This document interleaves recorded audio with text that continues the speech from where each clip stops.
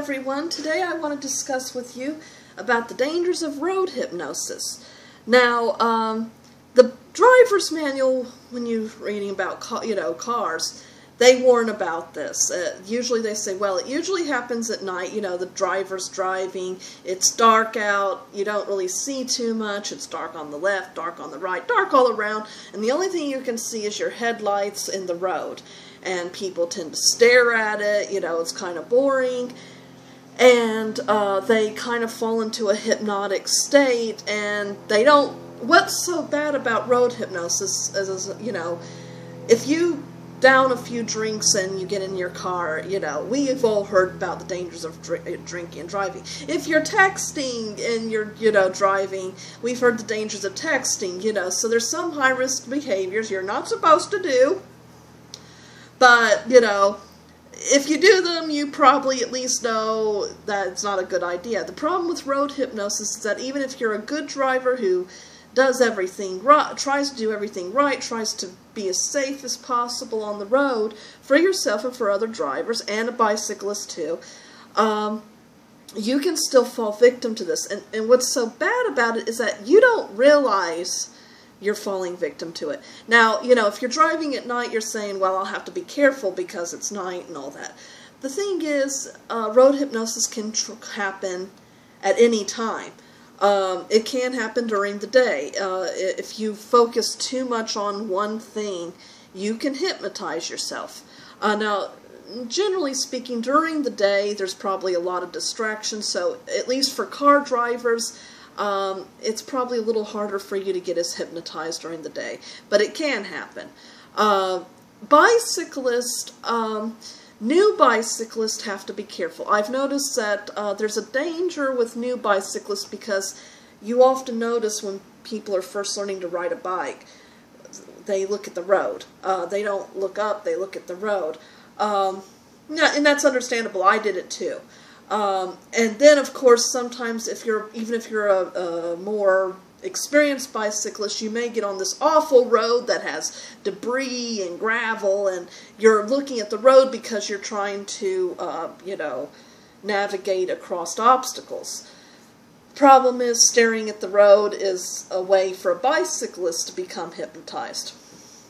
So, if you find yourself at night driving, or a bicyclist, kind of having to stare at the road a little more, what do you do to combat road hypnosis? Well, pretty much, for the simpler form of road hypnosis, just moving your eyes around usually is good enough to combat it.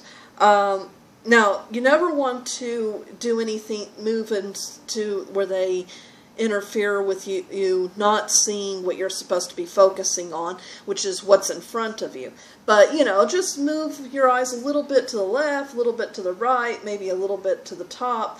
You can still see what's in front of you, but moving your eyes around will break up the monotony, I guess.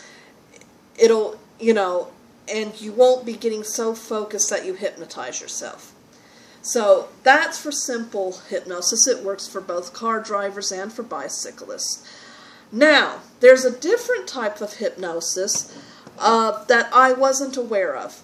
And I don't recall it being mentioned in the driver's manual.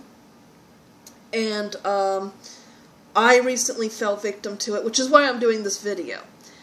And that is the danger of air pressure. Air pressure can affect you. It can hypnotize you too. Actually, we've heard about this. If you've ever read a book and it's talking about those lazy days of summer where your mind's kind of lulling and, well, essentially, heat can disorient you. I live in Florida, and particularly during May to July, it gets really hot here. When I was bicycling, my concern was heat stroke. Now, heat stroke, of course, is very serious too, and it can disorient you. But I didn't realize that there's another danger with high heat and high humidity that was present in Florida until I fell victim to it.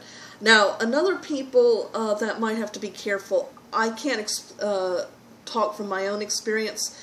you know, I live in Florida. We're lower to sea level. We're pretty much all flat. But, you know, there's people when they're traveling from, you know, lower, you know, elevation to a higher elevation, you know, areas that are more mountainous. I have heard people can get disoriented because there is change of air pressure. And particularly if you're a person that suffers a lot from allergies or sinuses, you have to be particularly careful because you're probably more sensitive. So if you're ever traveling and going to be experiencing different elevations, you have to take this seriously. But even if you're staying in an area that's all flat like I am, you have to be worried when you have to take air pressure into account still. In Florida, we have these days that, you know, they're bright and beautiful and you want to go out there, you know, because, I mean, it just, you know, it's just beautiful, you know. But the pressure can be so intense that it feels like you're wearing cement boots. And going out to our mailbox just to get the mail will, you know, we come back, we're dripping, we're practically melting. And it's those days that you have to be careful of. Partially because of heat stroke dangers, but also because of air pressure. And air pressure can disorient you. It can give you the same, it can hypnotize you too. And the problem with this is that the moving eyes trick doesn't quite help in the cases of air pressure. I found that this happened to me one day. I was on my bicycle. It was a day like this. I had gotten out early in the morning. I felt fine. I wasn't too hot, but I zoned out and I almost ran into a pedestrian. And you know, but I realized I was kind of getting, you know, and I haven't, you know, I don't drink, I don't do drugs, I had felt well, but I noticed that I was just kind of being affected by the air pressure. It was kind of making me feel disoriented. And my normal moving the eyes trick didn't work for me. So I realized that for this type of thing, you kind of have to require more mental awareness. So I did kind of do the moving eye trick, but when I did it, I also said out loud an object that I was staring at. You know, I would look in front of me and I would pay attention particularly to areas that I needed to watch out for, like driveways and oncoming traffic. And I would write, and I would, you know, I would try to look for objects in my, you know, where I should be focusing on. And I would say out loud, red car, black mailbox. And I kept doing this until I got home. That was the only way I could really keep my attention focused where it should be.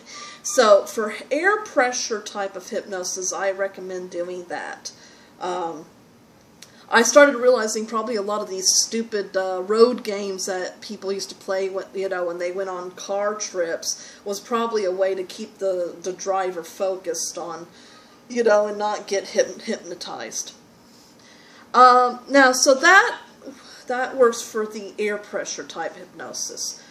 Now, if you do find yourself in a very hot and humid state like I live in, there's some things you should always bring with you when you go out.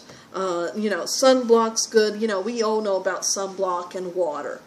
But also, water, when you start getting dehydrated, water in itself is not enough. You need what they call electrolytes. Pretty much electrolytes are sugar and salt. So it's good to also, in addition to your water, to bring something like Gatorade or a juice or something. I also find it helps to bring like a granola bar or something like that. Just something you can throw into your mouth. And as I said, sugar and salt are kind of your friends in these cases. And that'll kind of keep you, because it's kind of easy for you to not only to get dehydrated, but your sugar levels sometimes can be get messed up a bit in high intense heat and humidity. And if you're diabetic, probably you need to be careful about this. So I hope my tips and warnings are helpful. Stay tuned for more videos, and thanks for watching.